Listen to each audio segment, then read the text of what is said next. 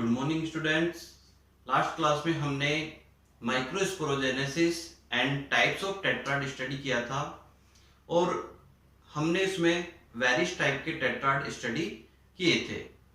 आज हम next topic study करेंगे एंथर डेhiscence। स्टूडेंट, अपन जानते हैं कि जो एंथर होता है उसमें जब मैच्योर एंथर का हम ट्रांसफर सेक्शन देखते हैं तो उसमें हमें टू पार्ट्स दिखाई देते हैं, anther wall and sporogenous sales.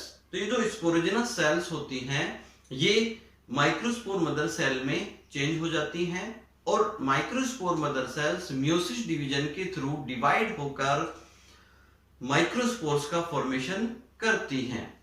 ये जो माइक्रोस्पोर्स होते हैं ये टेट्राड के फॉर्म में प्रोड्यूस होते हैं, बनते हैं और ये जो माइक्रोस्पोर्स हैं ये आगे चलकर अलग अलग हो जाते हैं और पोलन ग्रेन सब ये कहलाते हैं। ओके, तो ये जो पोलन ग्रेन्स हैं ये एंथर के अंदर स्टोर्ड होते हैं।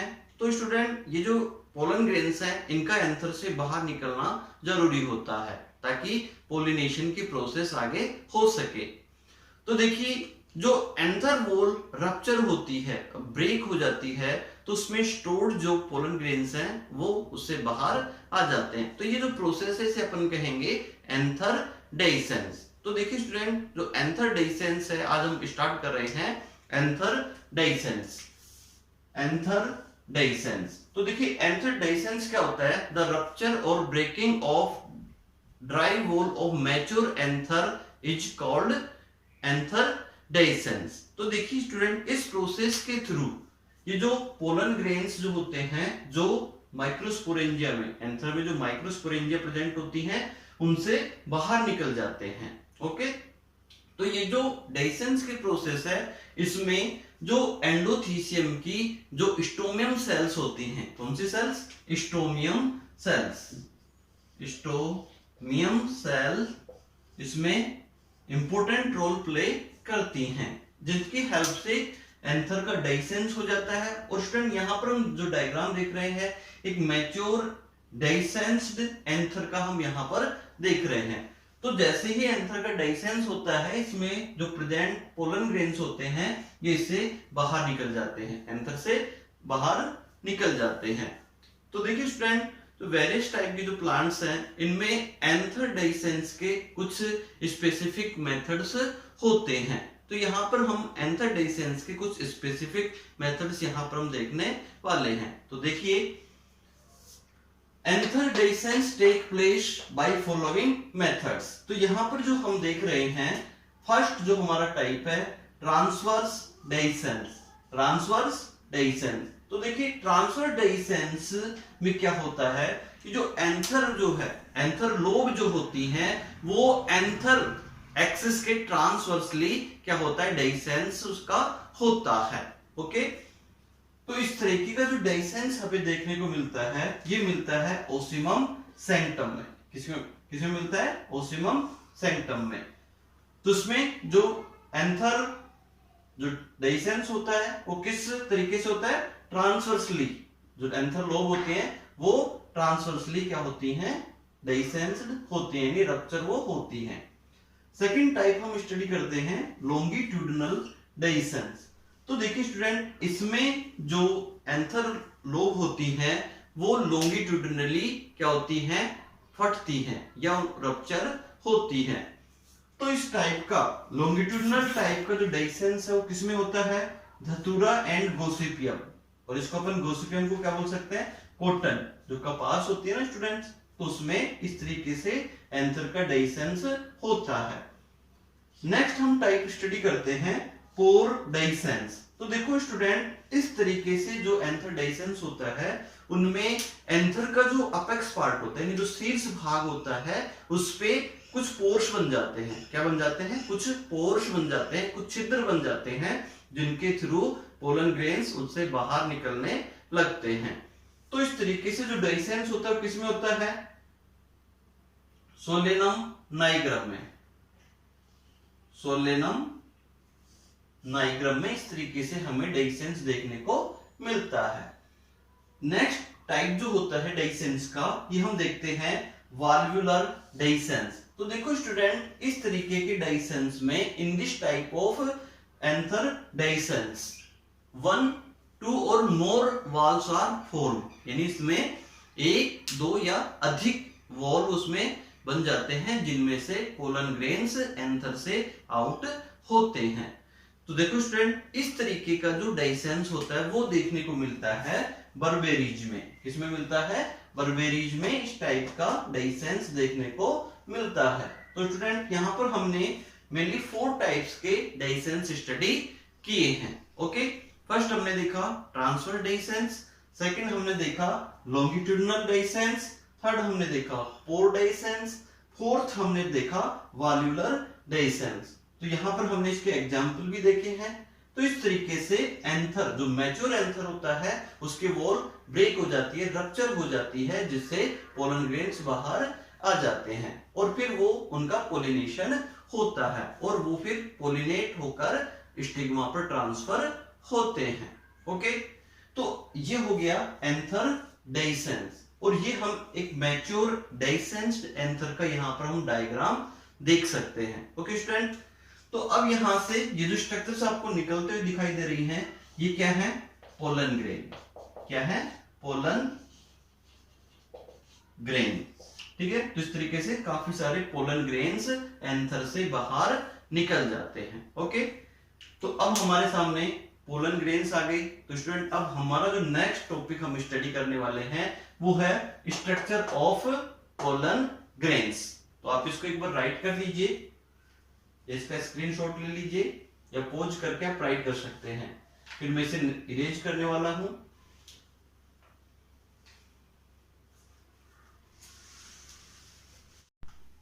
ओके, तो अपन नेक्स्ट टॉपिक स्टडी करते हैं, structure of pollen grain. Okay student, तो देखिए अब अपन पोलन ग्रेन्स का स्ट्रक्चर स्टडी करेंगे। पोलन ग्रेन्स जो होते हैं, pollen grains are uni cellular,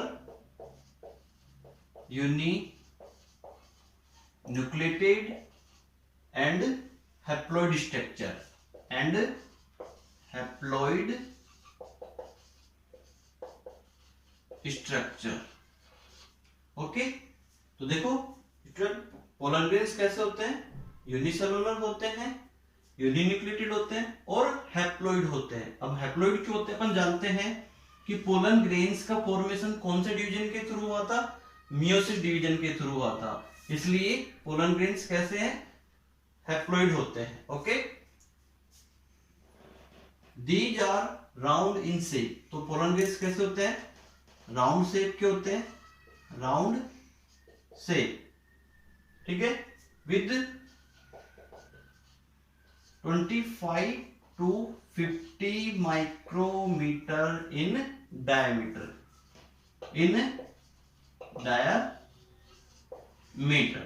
okay. अब हम नेक्स्ट बात करते हैं study of pollen grains.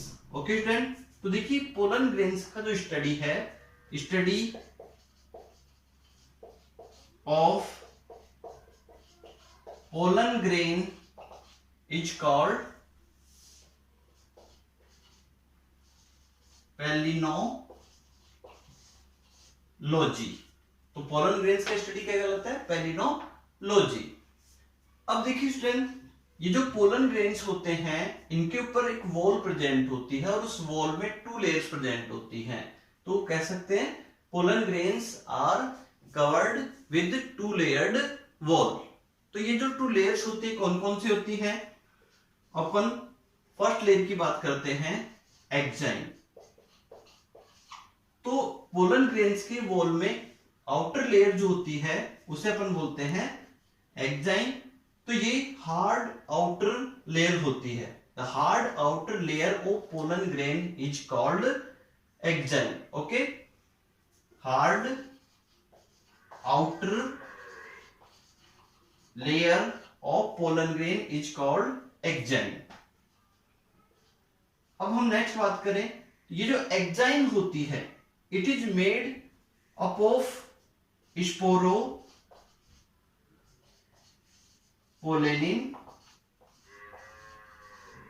Substance.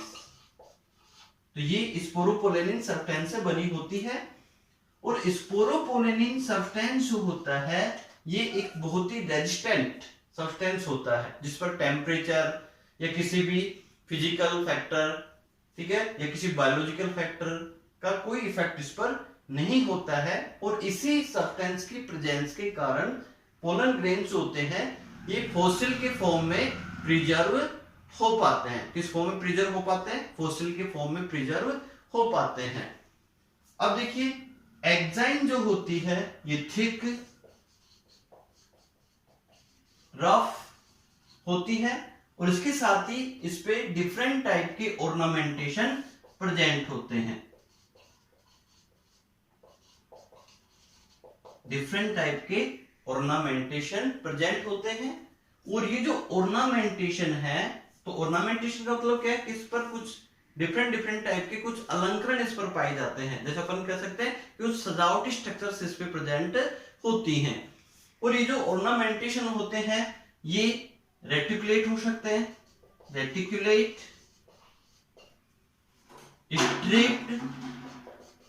Stripped या स्पाइनस हो सकते हैं। कैसे हो सकते हैं?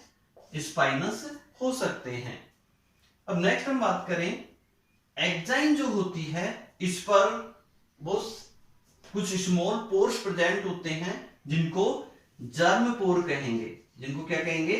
जर्म पोर। यानी एक्साइन पर स्मॉल पोर्स प्रेजेंट होते हैं जिन्हें जर्म पोर कहेंगे, जहां पर स्पोरोपोलेनिन सब्सटेंस एब्सेंट होता है। तो जहां जर्म पोर होंगे वहां स्पोरोपोलेनिन एब्सेंट होगा। ओके, अब ये जो जर्म पोर हैं इनका जो नंबर है पोलन ग्रेन्स में, इनकी जो संख्या है, इनका जो नंबर है ये 1 to 3 हो सकती है। 1 से 3 तक जर्म पोर पोलन ग्रेन्स में प्रेजेंट हो सकते हैं। ओके, तो देखिए जब पोलन ग्रेन में एक जर्म पोर प्रेजेंट होता है तो इसके लिए हम एक टर्म यूज करते हैं और उसे कहेंगे मोनोकोलपेट।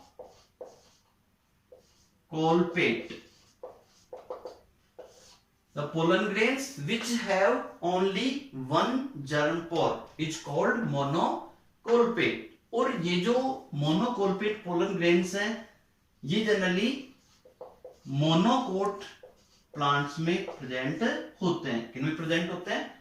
मोनोकोट प्लांट्स में। ओके, और जब जर्म पोर्स का नंबर 3 होता है, कितना होता है? 3, तो इसके लिए हम एक टर्म यूज करते हैं ट्राइकोलपेट। The pollen grains which have 3 germ pores are called tricolpate। तो ट्राइकोलपेट जो पोलन ग्रेन्स होते हैं ये किन में प्रेजेंट होते हैं? डाइकोट प्लांट्स में। किन में प्रेजेंट होते हैं? डाइकोट प्लांट्स में। ओके स्टूडेंट, अब हम नेक्स्ट बात करें, ये जो जर्म पोर्स होते हैं इन्हीं के द्वारा जो पोलन ग्रेन्स होते हैं जर्मिनेट हो पाते हैं। इनके थ्रू जर्मिनेट हो पाते हैं, इन जर्म पोर्स के थ्रू ये जर्मिनेट हो पाते हैं। ओके, तो ये हमने आउटर मोस्ट लेयर की बात की, एक्साइन। तो सबसे बाहर कौन सी लेयर प्रेजेंट होती है? एक्साइन लेयर प्रेजेंट होती है। The hard outer most layer is called exine. Okay, अब एक्साइन के जस्ट नीचे इसमें प्रेजेंट होती है इंटाइन। कौन सी लेयर होगी? इंटाइन। तो एक बार आप इसे राइट कर लो, मैं नेक्स्ट इरेज करके राइट करता हूं। चलो मैं यहां राइट कर देता हूं, एक्साइन और second intine. Okay, the inner continuous layer of pollen grain is called intine. The inner continuous layer is called intine. It is made up of cellulose and pectin. तो ये कौन सी लेयर है? Inner. ये हम बात कर रहे हैं इंटाइन की। इनर कंटिन्यूअस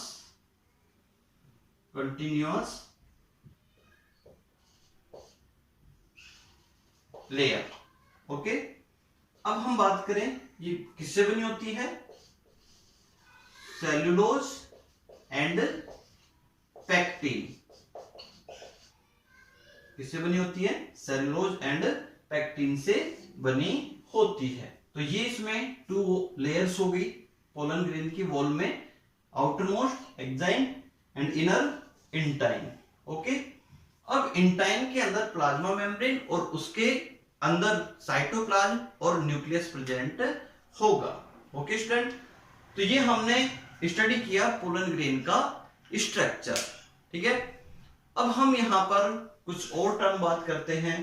तो देखिए, जो इंसेक्ट पोलिनेटेड फ्लावर्स होते हैं, ऐसे फ्लावर जो कैसे होते हैं? इंसेक्ट पोलिनेटेड, यानी जिनमें इंसेक्ट के थ्रू पोलिनेशन प्रोसेस कंप्लीट होती है, तो उनमें एक स्टिकी सब्सटेंस उन पोलन ग्रेन्स की आउटर लेयर पर प्रेजेंट होता है, जिसे हम कहेंगे पोलन किट। तो आप एक बार इसे राइट कर लीजिए, फिर हम इसे इरेज करते हैं और आगे बढ़ते हैं।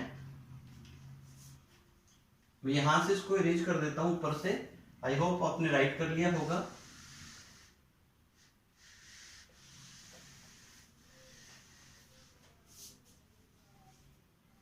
तो देखिए, पोलन किट,